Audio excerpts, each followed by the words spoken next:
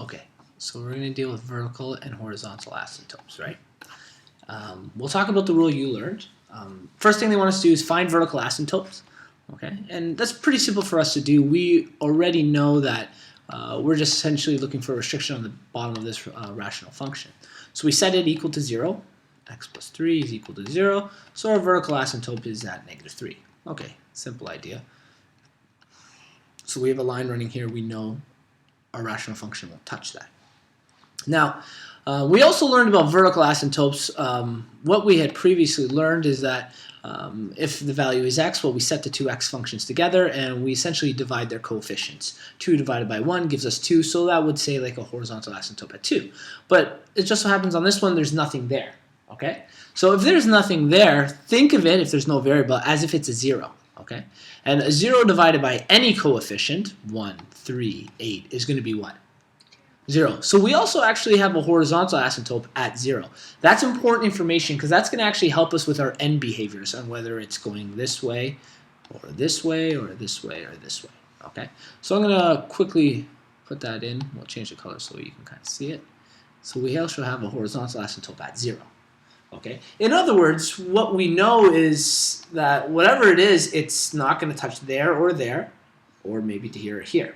So usually the information they tell you is take values very close to -3 and plug them into the equation for x to find them. That's a great idea. So we'll quickly do that. Those numbers can sometimes be a little difficult to work with. If we have 1 or y is equal to, now remember we're talking about -3.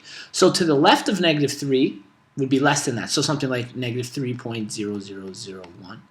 And to the right of that would be, -2.999, something like that, right? Both of those values, we know we're going to talking about a value just to the left of this, so it's either going to be really close this way or this way, and just to the right of this way and this way, okay? Now we use those values, and we're going to find some stuff, but what I actually want you to realize is that technically, because we know the horizontal asymptote, if we didn't, then this would be the way to find it. But because we know the horizontal asymptote, I don't actually got to find a value that's extremely close to this. I can work with simpler values. I essentially just have to find a value to the left of -3. Any value to the left of -3 will give me the information I need. Okay? So let's just take a simple one. Let's take -4. And to the right of -3, well, let's just take -2. They're simple enough numbers to work with, okay? And I'm going to show you why they still work, even though they're not extremely close. So we're going to take -4 and -2 instead. So our equation read 2 divided by x plus 3, correct? Okay, so we're going to plug in our first example, -4. So we'll get y is equal to 2, -4 plus 3, y equals 2 divided by -1, y equals -2. And our other example, we have y equals 2 divided by -2 plus 3, right? That was the one to the right of it. We get 2 over 1, we get +2.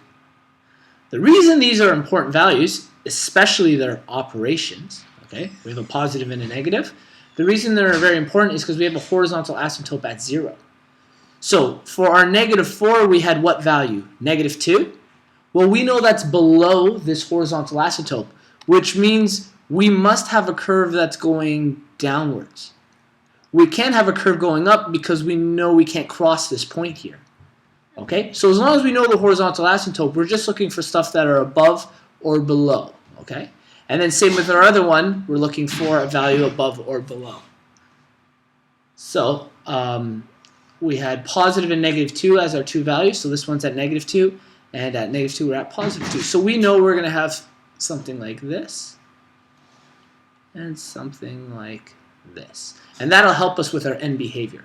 So as long as we know our horizontal asymptote also, we don't have to use numbers that can sometimes be hard to calculate with. We can just find values left and right, and as long as we know the horizontal asymptote, we'll know what the end behaviors are going to be in this question.